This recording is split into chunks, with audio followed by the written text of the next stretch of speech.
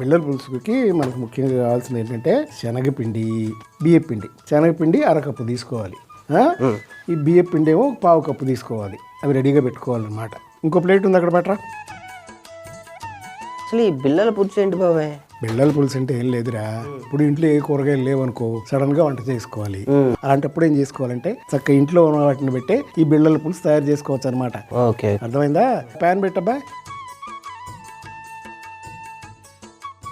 కొద్దిగా నూనె వేసుకో, చాలా కొంచెం. అందులో ధనియాలు, జీలకర్ర, తర్వాత కాస్త కొత్తిమీర కూడా వేసుకోవాలి.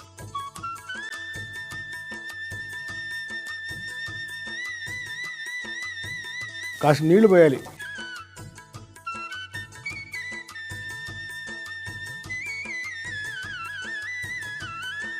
చిటికెడు ఉప్పేసాయి ఇంకా.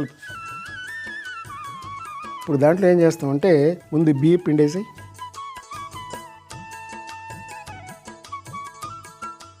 తర్వాత శనగపిండి కూడా వేసాయి,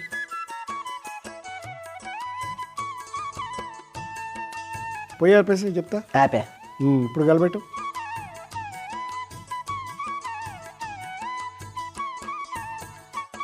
అది ఇలా పట్టరా, ఈ ప్లేట్లో వేసాయి. అబ్బాయి ఇప్పుడు వేడిగా ఉంది కదా, కొంచెం ఆరనివ్వాలి.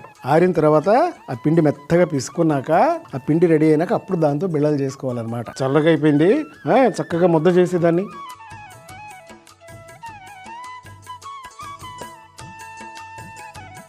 అయిపోయింది బాబాయ్. ఇప్పుడు ఏం చేస్తావంటే కొద్దిగా తీసుకుని చిన్న చిన్న ఉండలు చెయ్యి, చెక్కల్లాగా. అద్ది అలా పిండి మొత్తం బిళ్ళలు తయారు చేయాలి. తయారు చేసి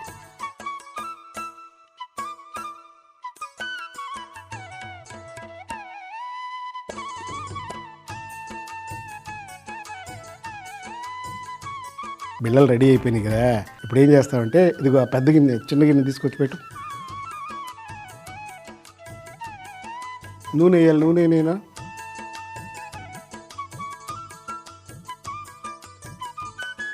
ఇప్పుడు ముందేం వేస్తామంటే మనం తాలింపు వేస్తాం. తాలింపు వేసిన దాంట్లో ఏం చేస్తాం, పులుసు పోస్తాం. చింతపండు పులుసు. అదిగో చింతపండు పులుసు అక్కడ పెట్టాను పట్టరా. కారం కూడా పెట్టాను, ఇప్పుడు ఇది పట్టుకొచ్చాయి. అది ఇది పోస్తాం, పులుసు పోస్తాం.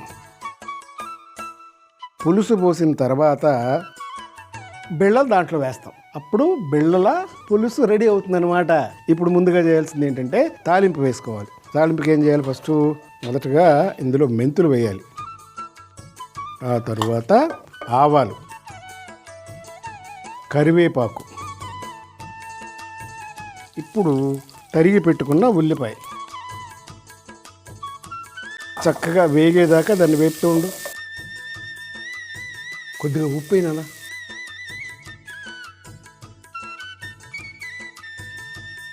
ఇప్పుడు ఏంటంటే కాస్త పసుపు అయినా, పచ్చిమిరపకాయలు వేసాయి, అలాగే అల్లం వెల్లుల్లి పేస్టు,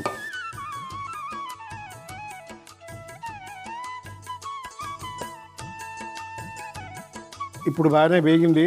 ఇప్పుడు పులుసు, చింతపండు పులుసు వేసుకుంటాం దీంట్లో. కాస్త నీళ్ళు పోయినాయినా,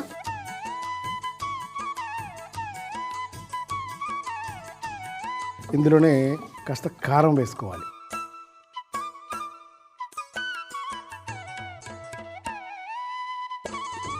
అదొక ఉడుకు రావాలి అబ్బాయి. ఉడుకు వస్తే తర్వాత మనం బిళ్ళలు వేసుకుందాం. అది ఉడకొచ్చేసింది కదా. ఇప్పుడు ఏం చేయాలంటే ఈ బిళ్ళలు దాంట్లో వేసుకోవాలి. బిళ్ళలు పోయి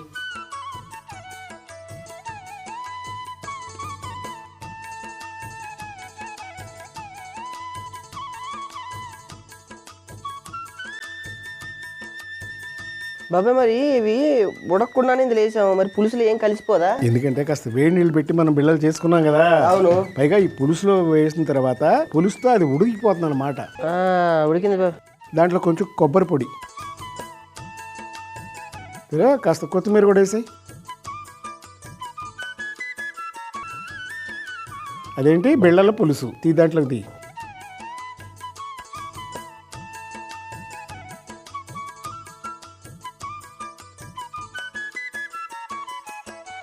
అబ్బాయి కాస్త కొత్తిమీర వేసాయి.